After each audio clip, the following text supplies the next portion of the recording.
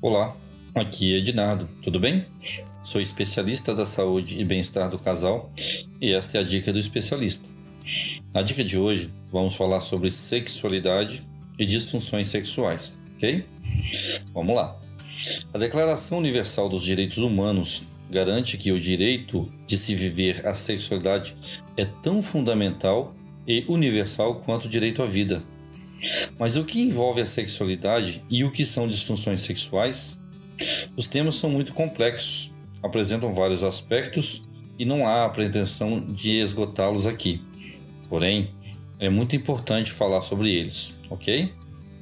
A sexualidade humana envolve o sexo biológico, gênero, orientação sexual ou orientação afetiva, sexual, romântica, identidade de gênero e expressão de gênero. Então vamos explicar.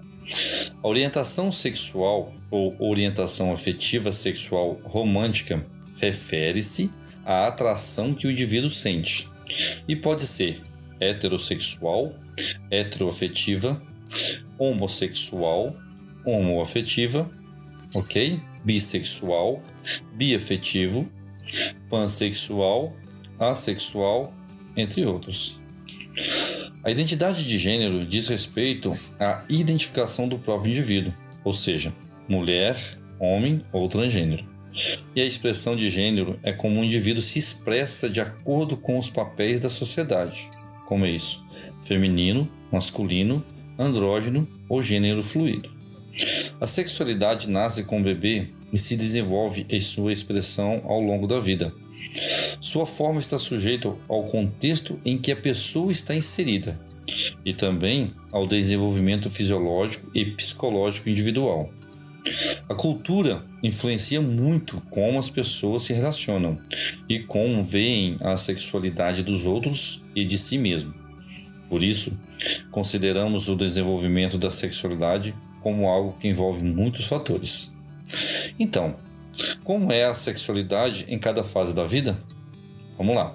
Partindo da infância, nesta fase, a criança descobre os órgãos sexuais através do manuseio dos mesmos. Tudo bem? Não há a ideia sobre as manifestações sexuais, ou seja, não há a intencionalidade ou desejo sexual. Ainda assim, alguns familiares tendem a reprimir toda e qualquer manifestação relacionada aos órgãos sexuais, principalmente nas meninas. Dos 2 aos 3 anos começa a surgir a ideia de identidade de gênero. As crianças começam a identificar-se como menina ou menino. A experiência sexual atrelada ao desejo começa a surgir aos 5 anos. É quando surgem as primeiras dúvidas acerca da origem dos bebês e as curiosidades a respeito do corpo do outro, chamado jogos sexuais. A preocupação dos pais em relação a isso, se excessiva, tem um impacto na vida sexual futura da criança, como a falta da valorização do prazer, culpa, a ideia de imoralidade e falhas do desenvolvimento das relações interpessoais no campo afetivo e também cognitivo, ok? Já na adolescência, algumas diferenças que existem entre meninos e meninas na infância se tornam mais evidentes. Nessa fase, ocorre o amadurecimento do corpo físico e sexual, que colaboram para a identidade sexual. A identidade de gênero e a orientação sexual tornam-se um pouco mais claras aqui. Outro evento importante é a percepção e a definição do espaço que a mulher e o homem ocupam na sociedade. É comum que haja problemas no relacionamento familiar como uma forma de autoafirmação e o engajamento em grupos de identificação. Esses grupos são muito importantes no desenvolvimento emocional, cognitivo e relacional dos adolescentes, pois dão suporte e amparo. As meninas, que na fase anterior são mais reprimidas, passam a ter mais necessidade de controlar os desejos que têm em detrimento do que a sociedade pensa sobre isso. Tipicamente, isso tem impacto nas identificações das preferências e exposição e desejos para o outro ao longo de toda a vida. Já os meninos podem crescer com a ideia de que precisam ter um desempenho acima da média, Diferente das meninas, eles têm uma valorização do corpo e da ereção, então tendem a ver a relação sexual apenas como ejacular. Já na fase adulta, os indivíduos tendem a ter comportamento sexual referenciado a toda a sua história de vida progressa e principalmente de acordo com a família tratou as manifestações sexuais. A maturidade sexual vem aos 30 anos, porém acompanha com os preconceitos e a educação sexual recebidos. As mulheres tendem a ter pressão social em relação à busca do orgasmo, enquanto os homens podem se sentir obrigados a oferecer o orgasmo à parceira. As disfunções sexuais podem ficar mais evidentes nessa fase. Problemas comuns são ejaculação precoce e disfunção erétil. Já as mulheres, com a educação repressora e não o envolvimento do seu corpo, podem desenvolver o vaginismo, que é a dor na relação sexual, causada muitas vezes pelo medo e estresse excessivo, e a dispareunia, dor intensa na relação sexual e logo após o ato. Nessa fase, a terapia sexual pode ser incrivelmente útil para ajudar tanto os casais como um dos parceiros. Vamos lá. Indo por fim, na terceira idade. É comum que não haja a valorização da sexualidade nessa fase, tanto para aqueles que estão mais próximos aos idosos, quanto pelos próprios idosos. Há muitos preconceitos, principalmente pela valorização daquilo que é jovem. É pressuposto que o idoso seja celibatário ou que tenha alguma disfunção no orgasmo, na excitabilidade ou no desejo sexual. Muitas vezes ele é considerado assexuado, o que não é real. Os idosos sadios apresentam uma resposta sexual conservada.